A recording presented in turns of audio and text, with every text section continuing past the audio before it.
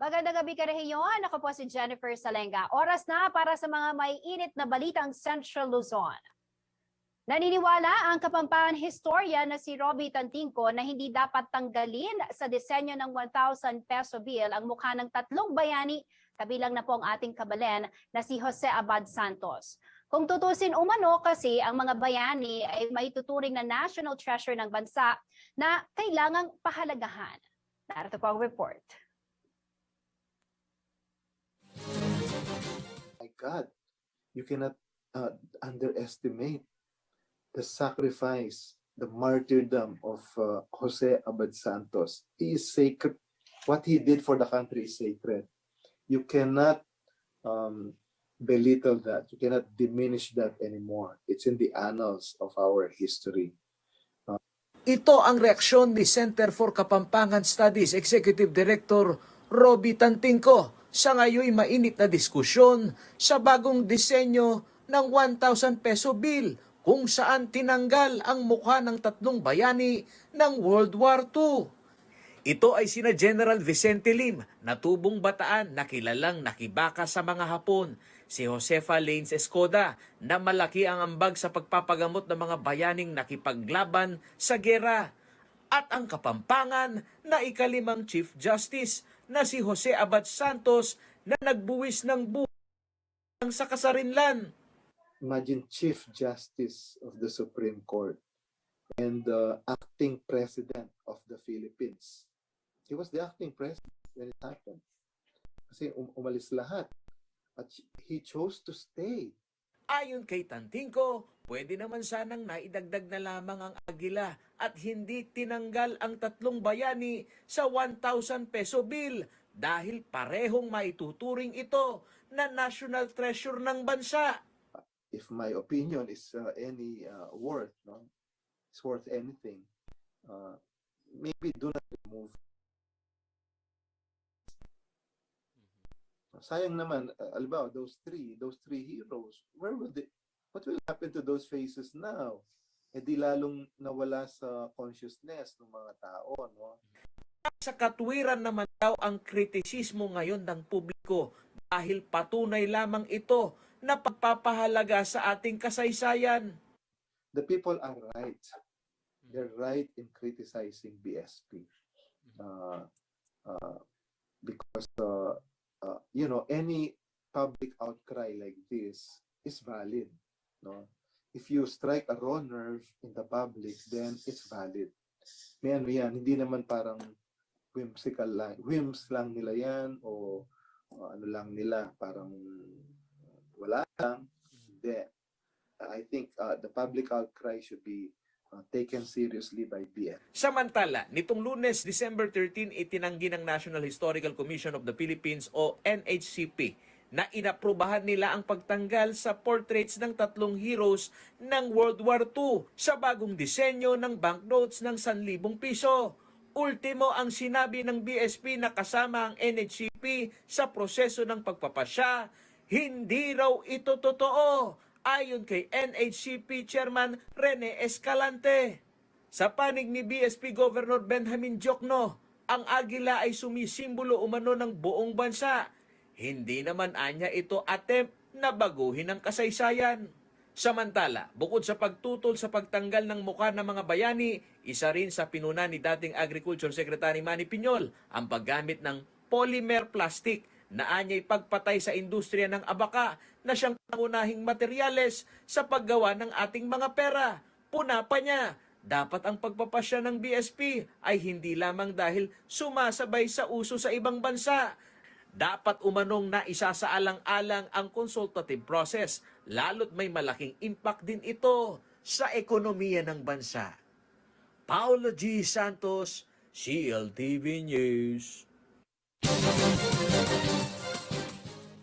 Handa raw ang pamunuan ng Metropolitan Cathedral sa siyudad San Fernando, Pampanga sa pagdagsa ng mga mananampalataya para sa simbang gabi. Dahil nandyan pa rin ang banta ng COVID-19, mahigpit umanong ipatutupad ang mga health and safety protocols upang hindi pagmula ng hawaan ang religious gathering. Ang ilan sa ating pong kabalen tuloy pa rin daw sa pagsisimba dahil higit kailanman ngayon pinakakailangan ang pagtitiwala sa may kapal at pasasalamat dahil patuloy na nalalampasan natin ang krisis na dala ng pandemya. Narito po ang report. Ang pagdaraos ng simbang gabi tuwing panahon ng Kapaskuhan ay parte na ng kultura ng mga Katolikong Pilipino. Nagsisimula ito tuwing December 15 ng gabi o di kaya na may December 16 na madaling araw.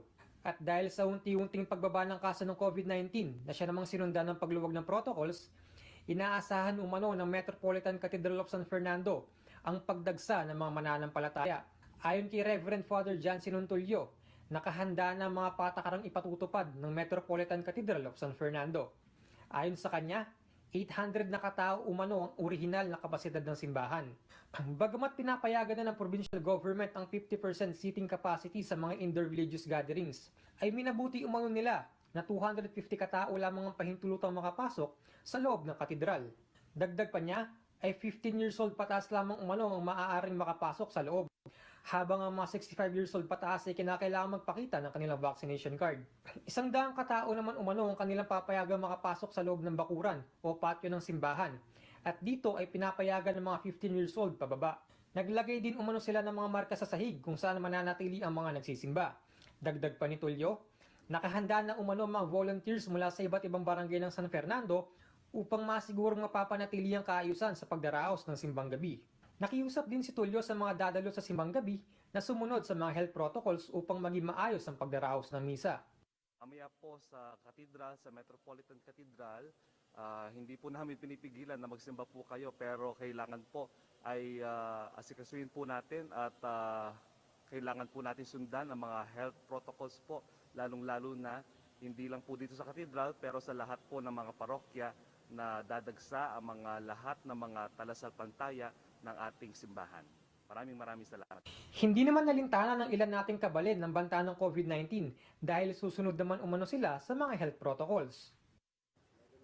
Mag-distancing na lang po tayo para sigurado.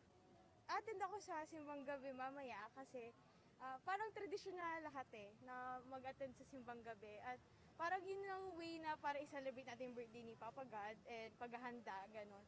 Na, hindi naman ako masyado natatakot sa COVID dahil halos naman lahat ng Pilipino vaccinated na.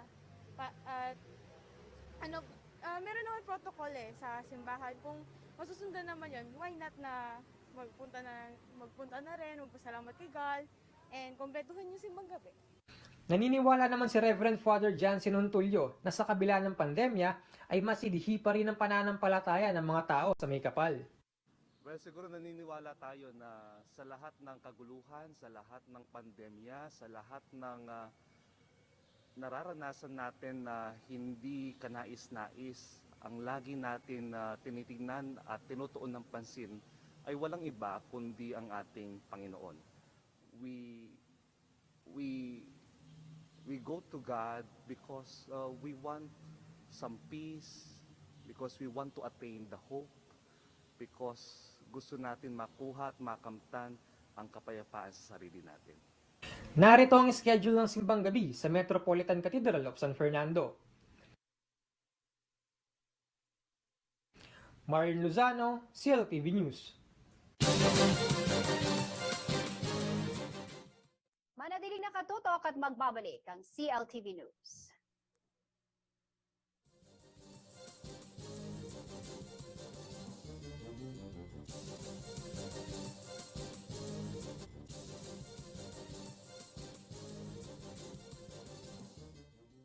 Nagbabalik ang CLTV News. At sa iba pa mga naunang balita, kinumpirma po ng Department of Health na na-detect na sa Pilipinas ang COVID-19 Omicron variant mula sa 2 biyahero na dumating sa bansa mula Japan at Nigeria kamakailan.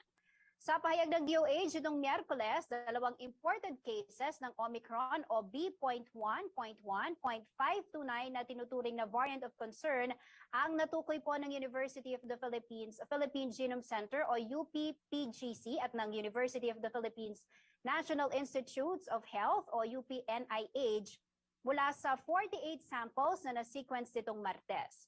Ang isa raw ay returning overseas Filipino na dumating sa bansa mula Japan noong December 1, 2021, sakay ng Philippine Airlines flight number PR0427. Ang sample ay kinolekta noong December 5 at ang resulta po ay inirelease noong December 7 at noong ding araw na yon ay dinala sa isolation facility ang pasyente. Ayon po sa DOH, asymptomatic daw ito ngunit nang dumating sa bansa ay may sintomas ng ubo at sipon. Ang isang kaso naman ay Nigerian national na dumating mula Nigeria nitong November 30, 2021 sakay ang Oman Air Flight number WY843.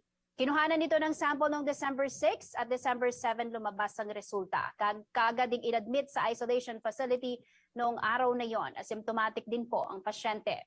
Ayon kay Health Undersecretary Rosario Vergere, ang isa sa kanila ay fully vaccinated habang hindi pa nababakunahan ang isa. Sa ngayon ay sinisikap ng DOH na matunton lahat ng close contact ng dalawang nagpositibo. Bine-verify na rin daw ang health status ng ibang pasaherong nakasabay ng dalawa kung may nagpositibo ba sa COVID-19 o nagkasintoma sa mga ito pagdating sa bansa. Umaapela naman po ang DOH sa lahat ng mga pasahero ng Philippine Airlines flight number PR0427 mula Japan noong December 1 at Oman Air flight number WY843 noong November 30 na tumawag sa kanilang hotline na 0289426843 or 1555 o makipag-ugnayan sa kanilang local government units. Pasaherong manggagaling na dumaan sa red at yellow list countries sa nakalipas na 2 linggo ay obligado ng sumay. Kaso ng coronavirus disease at maiwasan ng virus transmission, lalo na't may banta ng panibagong variant of concern, ang Omicron. Si Rainiel Pawit ang may report.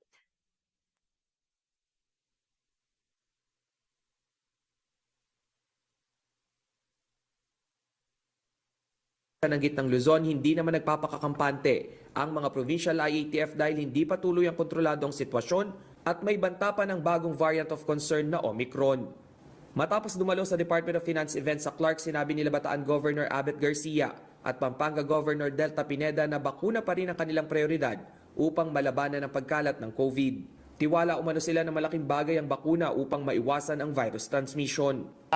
Lalo pa ang pagpapaigting ng PDITR, lalo na ngayon na nagbubukas na po yung ating ekonomiya, at the same time yung vaccination effort. So talagang full support kami sa rollout ng vaccination dun sa National Vaccination Day na gagawin muli ngayong December 15. Ang facilities natin, nandyan pa rin ho. Anytime pwedeng i-activate. Lahat ng frontliners natin still naka-ready pa rin ho. Pero binibilisan pa rin natin ang pagbabakuna kasi I think yun ang number 1 na depensa natin para dito sa bagong variant na to. Mayroong higit 30 vaccination areas sa Bataan. Sa hanay ng mga frontliner, nasa 10,000 Bataenyo na ang naturukan ng COVID booster shots.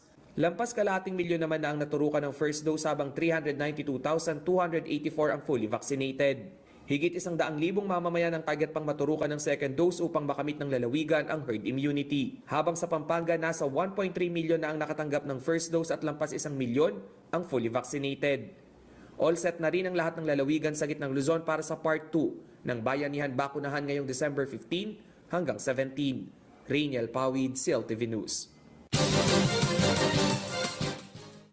Patuloy po ang pagbaba ng bilang ng mga nahahawa ng COVID-19 sa 3 lungsod sa Pampanga. Katunayan, batay sa huling tala, single digit na lamang ang active cases na binabantayan. Sa kabila nito, pinaalalahanan naman ang ating mga kababayan na huwag maging kampante at panatilihin ang pagsunod sa minimum health and safety protocols upang hindi muling magkaroon ng local transmission ng virus. Narito po ang report. Hindi kagaya noong nakaraang taon, mukhang abot kamay na raw ang masayang pagdiriwang ng Kapaskuhan dahil sa patuloy na pagganda ng COVID-19 situation sa bansa. Sa 3 syudad ng Pampanga, patuloy ang pagbaba ng mga kaso ng COVID-19. Sa katunayan, mula nitong Lunes, December 13, walang naitalang bagong kaso sa mga syudad ng San Fernando, Angeles at Mabalacat. Sa Angeles, makikita sa datos ng City Health Office as of December 14, 2021, 7 aktibong kaso na lamang ang kasalukuyang nagpapagaling at binabantayan. 2 sa Barangay Santo Cristo, 2 sa Amsik, tig-1 kaso sa Anunas, Margot at Pulong Baragul. Sa Syudad San Fernando naman, as of December 14, wala ring bagong kaso ng COVID-19 na naitala. At ang aktibong kaso, nasa 3 na lamang. Tig-1 sa Barangay del Rosario, San Jose at Santa Lucia. Samantala sa lungsod naman ng Mabalacat, 4 na aktibong kaso na lamang ang binabantayan as of December 13. Sa kabila nito, patuloy ang paalala ng bawat LGU ng mga nasabing syudad sa pagtalima sa minimum and safety health protocols, lalo pat mas marami na ang mga lumalabas ngayong holiday season. Sa syudad ng Angeles, ipinag-utos ng alkalde ang pagbabawal sa pagdaraos ng face-to-face holiday parties, Christmas parties, New Year's parties, reunions, at iba pang kaparehong gathering sa mga individual na hindi nakatira sa iisang bahay. Epektibo ito simula December 3 hanggang January 10, 2022. Nakamit na rin ng Angeles City ang herd immunity. Gayunpaman, tuloy-tuloy pa rin ang vaccination drive sa 2 syudad hanggang mabakunahan at lahat ng kanilang mga residente. Sa lalawigan naman ng Pampanga, patuloy din ang pagbaba ng kaso ng COVID-19. As of December 13, 2021, walang bagong kasong naitala habang nasa 164 pa ang aktibong kasong binabantayan. Kasama si Jennifer Salenga, JM De Jesus, CLTV News. Manatiling nakatutok at magbabalik ang CLTV News.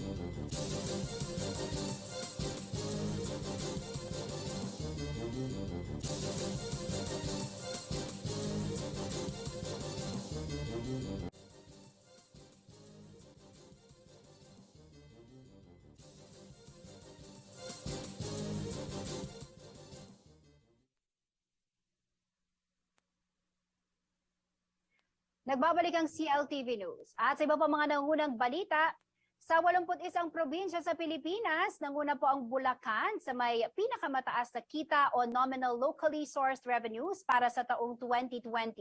Ayon sa Bureau of Local Government Finance, umabot po sa 1.72 billion pesos ang nakolektang buwis sa lalawigan. Si Rainiel Pawid ang may report. Kinilala ang Bulacan bilang may pinakamataas na nakolektang lokal na buwis para sa taong 2020. Batayan sa listahan na inilabas ng Bureau of Local Government Finance sa ilalim ng Department of Finance. Nanguna ang Bulacan sa 81 probinsya sa buong bansa. Personal na tinanggap ni Governor Daniel Fernando ang parangal sa Royce Hotel sa Clark, Pampanga. Umabot sa 1.72 billion ang naitalang kita ng probinsya mula sa tax collection sa RPT o Real Property Tax, LBT o Local Business Tax at ilang pang lokal na buwis. Isama pa riyan ang bayarin sa lalawigan gaya ng regulatory fees, user charges at mula sa mga local business. Ayon kay Fernando, palagi ang mga nasasama ang Bulacan sa listahan ng mga nagdaang taon, iba raw ang pakiramdam na sa kabila ng pandemya, makikitang matatag ang kanilang ekonomiya. 1 month dapat twice or thrice a day ang magkakaroon ng job fair kasi para matugunan yung pangangailangan ng hanap buhay. But lalo ngayong pandemic. So we need that effort. Yung recovery program na kahit pa binubuksan na ang ilang negosyo, iginit naman ng Provincial IATF na hindi pa rin nila pahihintulutan ang face-to-face classes hanggat hindi bakunado ang mga kabataan. Ang malusog na mamamayan ay indikasyon din umano ng matatag na ekonomiya. Tanong ng mga magulang, kung nagbukas po ba kayo agad ng klase? Sino po ba sisisihin pagka nagkasakit ang aming mga anak? Sino pa? Yung namamahala ng school. Siyempre, una yan. Yung principal, yung guro, and then kami na mga namumuno. So, para maging sigurado, mahalaga yung kalusugan, siyempre. Kailangan natin ingatan. Kabilang din sa top 10 ang lalawigan ng Bataan, Pampanga, Quezon, Batangas, Iloilo, Bukidnon, Rizal, Pangasinan at Cavite. Ang Bataan ay may 1.59 billion collection, habang 143.2% naman ang collection efficiency ng Pampanga. Ayon sa BLGF, hindi kabilang sa kanilang sinusuma ang iba pang kita ng probinsya at LGUs gaya ng interes sa kita, rebate, pagbebenta ng mga ari-arian at iba pang minsan ng lokal na kita. Rainiel Pawid, CLTV News. Isang maikling pelikula na tumatalakay sa sitwasyon ng mga mangingisda sa Masinloc, Zambales ang binigyang parangal sa katatapos lamang po na Q Cinema International Film Festival. Ayon sa filmmaker na si Maria Estela Paiso, salamin ang pelikula ng tunay na karanasan ng mga namamalakaya na hinaharas umano ng mga Chinese Coast Guards tuwing papalaot. Darito po ang report. Isang short film o maikling pelikula tampok ang pakikibaka ng mga mamamalakaya sa Masinloc sa lalawigan ng Zambales ang nagwagi ng isa sa top prizes sa ginanap na Q Cinema International Film Festival kamakailan. Ang pelikula na pinamagatang Ang Pangabagat ng Talakbahalikol o It's Raining Frog Outside ay nasungkit ang Gender Sensitivity Award dahil sa artistic expression nito. Ang maikling kwento ay tungkol sa isang babae na umuwi ng Zambales dahil sa nalalapit na pagtatapos ng mundo. Makikita raw dito ang propaganda, laban at tagumpay.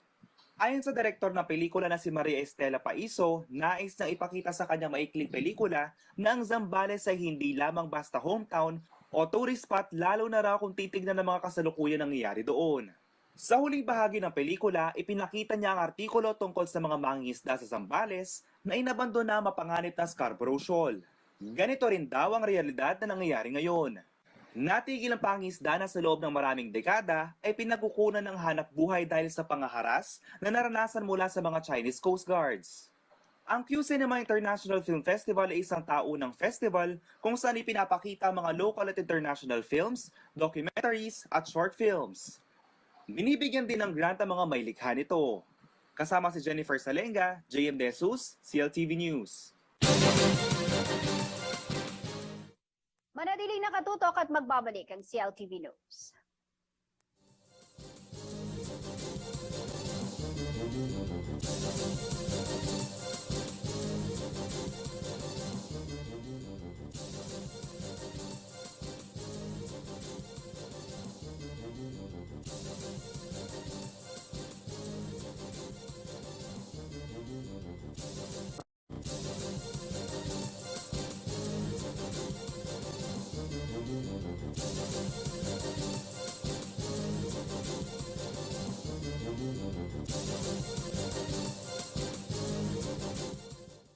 Nagbabalik ang CLTV News. Sa kabila ng samot-saring hamon na dala ng pandemya, hindi raw po ito sapat na dahilan para lumiban sa pinakaabangang Giant Lantern Festival ngayong taon, ang Barangay Santo Niño. Bukod daw sa bahagi na ito ng tradisyon sa Pampanga, tunay din daw nagbibigay ito ng kasiyahan at may pagmamalaki rin ang mga parol maging sa buong mundo. Narito po ang report. Handang-handa na magpasiklab ang Barangay Santo Niño, San Fernando, Pampanga para sa inaabangang Giant Lantern Festival 2021.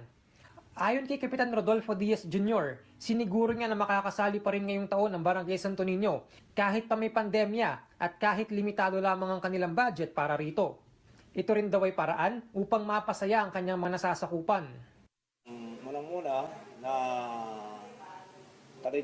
tradisyon ng San Fernando yan, Brime mamate every year ating Giant Lantern na lunang buwan may milabas atang 2018 dinaklok ko na may interview ko Channel 36 mo rin ata na sabi ko at niyang budget o orala buri ko panay ako makayabe ba anta magkaswelo la ding kabaryo ko keti Santo Niño.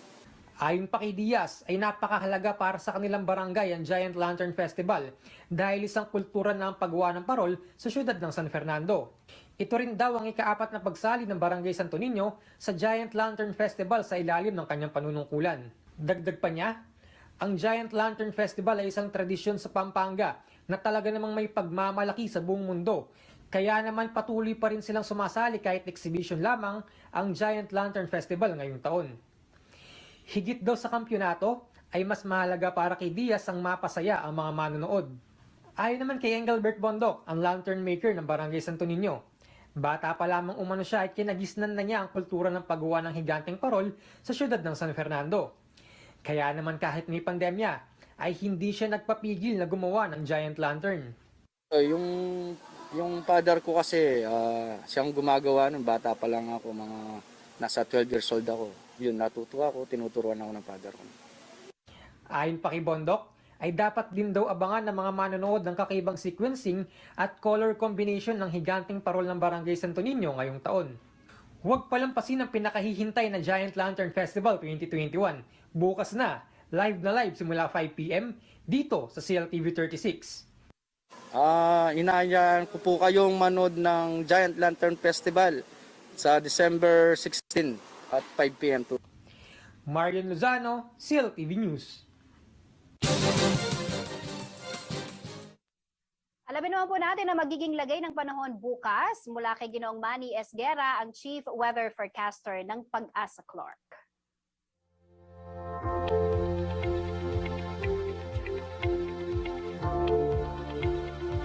Magandang gabi po, narito po magiging tayan ng panahon sa susunod na 24 oras at informasyon na rin po kaugnay po ng bagyong si Odette.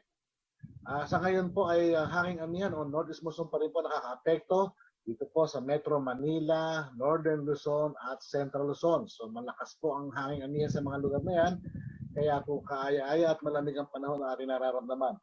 Samantala po, si Odette po ay isa na ngayong ganap na typhoon.